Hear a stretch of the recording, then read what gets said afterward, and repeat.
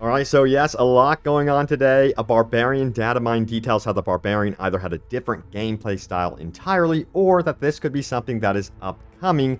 And the official Diablo social media team posted this right here. It has everyone in the community talking what exactly is going on here.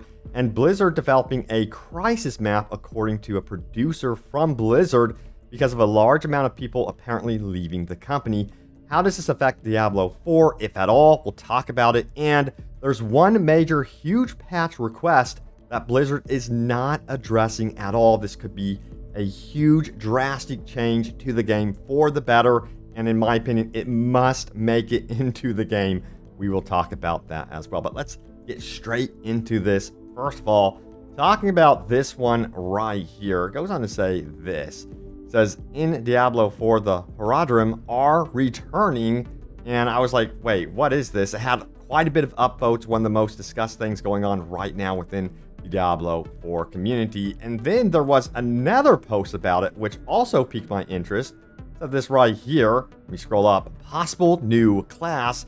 And if you look at the origin of this, it comes from the Diablo social team. It says the Horadrim, once the most powerful order of mages who protected Sanctuary, now a shadow of their former selves, but there are whispers they may rise again. Notice the hashtag is Diablo 4. That is extremely critical as we get into this. However, you know the Diablo 4 community, they are very resourceful and they did some investigating, so check it out right here. It says, image reverse suggests this is Diablo Immortal concept art. And yeah, if you go to Wowhead, we do have this right here. It says Horadrim cosmetic armor preview for all Diablo Immortal classes. This was posted in 2022 though, as you can see right here. So why in the world though would the Instagram for Diablo post this right here, but also notably use the Diablo 4 hashtag?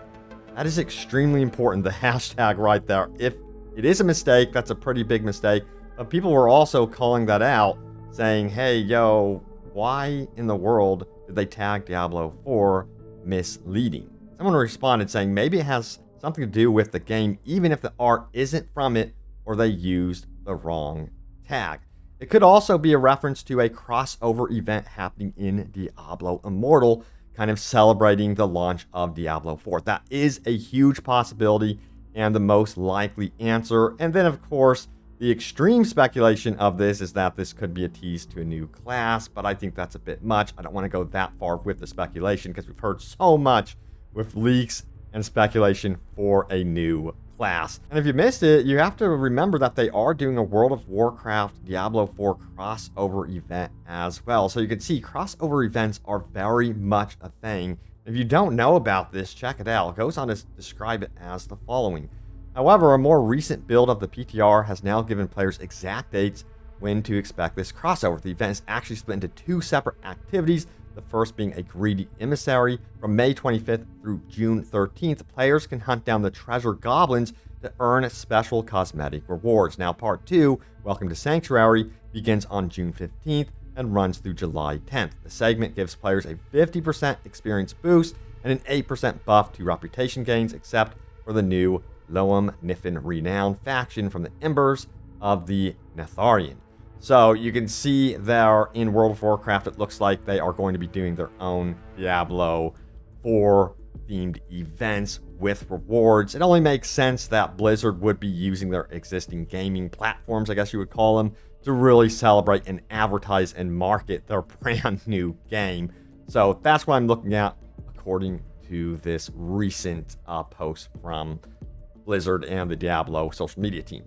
All right, so let's go ahead and talk about Barbarians, because yes, there was a fairly recent data mine that discovered something very cool about the Barbarians. Check it out. It says Blizzard may have tried Barbarians with shields. I was looking at some of the data mined info and I stumbled upon this. It is likely it is outdated, but now I kind of want the option, sad emoticon face. And you can see here how it describes Barbarian weapon expertise shield technique.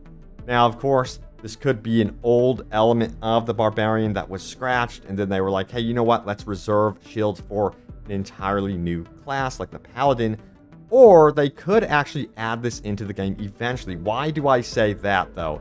because recently the dev team has been very, very open about the idea that yes, they do want to continuously update the current classes that are in the game, that they don't just plan to release the game and abandon them. They want to add new skills, new passives, and then further flesh them out as time goes on. So the likelihood of a barbarian actually getting a shield down the road is, in my opinion, pretty high, even if the paladin does release. But this is how I expect it to go down. I expect us to first and foremost get a shield class to ensure that he is unique, and then eventually they might work their way and say, hey, check this out, barbarians also get the option to carry around a shield. So that's my assessment on how things could potentially go down. So let's talk about some controversy going on around Blizzard. This is the headline right here. It says, Blizzard producer claims studio is creating crisis maps as more employees depart. Yikes, that does not sound good, but does it even affect Diablo 4? We'll get into it. It says a producer at Blizzard has taken to Twitter to express frustration at a series of departures from the World of Warcraft studio, saying the team is making crisis maps of what they can and cannot ship due to so many employees leaving. This is not a good situation at all. You got to remember that this is a producer, okay? This is someone that has worked their way up to a very big role in the Blizzard scene. Now, furthermore, it goes on to say this. In a thread earlier this week, Adam Loxigrav lamented that they had lost another person this week, saying that Blizzard is losing amazing talent because someone in power doesn't listen to the game directors who make his products. So yeah, Activision and Blizzard, they've always had problems, crunch, overworking, and now this. But how in the world does this affect Diablo 4? That's the big question. Well, only recently did we get this right here from Osmond Gold, who reacted to a YouTuber saying that Diablo 4 is being rushed out unfinished according to insider sources at Blizzard. Is it true? I don't know. Based on what is happening right now with Diablo 4, with the most recent dev live stream, patch notes, and that sort of thing, I have been overwhelmingly impressed by how they have been responding to the community so far. And to think they're also doing this upcoming Server Slam weekend, another essential beta test, that's huge. It doesn't feel like this is being super rushed, of course. They're really fine-tuning the experience, and they have a good plan in place. And from my experience, my personal experience with the game, I love it so far. So yeah, a lot of this news about problems at Activision and Blizzard so far, okay, so far being the key words, really hasn't affected Diablo 4 too much, at least from what I am seeing right now. But we'll see if it creeps its way to Diablo 4 eventually. That's the concern.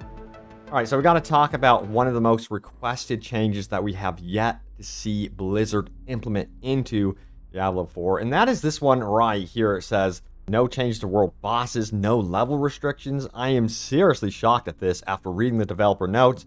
There was no mention of them making the event restricted to level 20s only. Hell, even level 18 plus would be nice. I seriously think it's very toxic to see a bunch of level 14s running around a level 20 boss. I personally have had a few failed attempts at this boss due to low level characters showing up. It doesn't set a base for friendly interaction between players, and if people, have limited time to play the game and get to see the boss maybe once a day, come on, Blizz, you need to implement this. I think it's very important, and I wholeheartedly agree. And he brings up a great point, by the way, about there being some level of hostility between higher level players and then low level players when entering a world boss. Of course, it's going to be naturally that way if you're really, really serious about defeating this world boss. It just only makes sense to have some sort of level requirement for entering this boss battle. I don't know if it should be 5 levels less than the boss, because right now we're heading into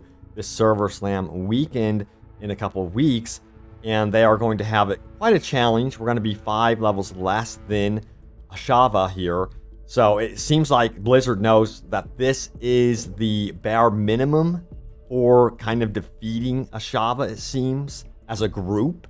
So I think they should start there at the very least. All right, Let's get into your top comments. Remember, leave a comment down below. It could end up in a future video. So what was my most recent video about? Let's check it out right here. It says level 100 updates from the devs, the big boss, and more beta news.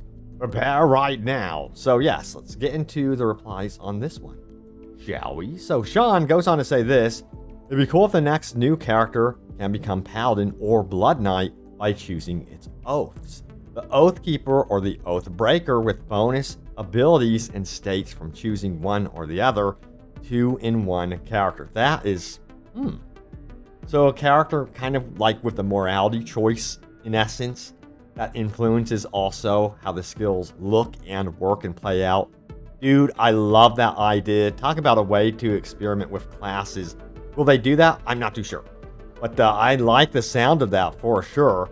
Now, BC says this: I love that there is a pinnacle boss. It will be a satisfying conclusion to grinding out a class. Yeah, it's going to be the ultimate test to prove that class's worth in everything. Now we have Ecker, who says, I cannot stress how much I love the sound of this pinnacle boss and actually beating a class or build when you kill it. But one major concern is, will this only be a boss fight alone? So we have to min-max our boss DPS. Like, Whirlwind sucks against bosses compared to just packs of elites. Either way, I'm ecstatic to hear this info. Edit, maybe level 150 dungeons will be just as brutally difficult for those other specs of characters to push and complete. Yeah, maybe there's some way you can get Whirlwind to work against some of these bigger bosses. Only time will tell. We'll find out what you can do with the Paragon boards in that way as well. But yeah, thank you so much for watching. Stay tuned here for more open world gaming goodness and, of course, Diablo 4 coverage. I have you guys covered. But yeah, I will see you all next time. Thanks for watching and take care.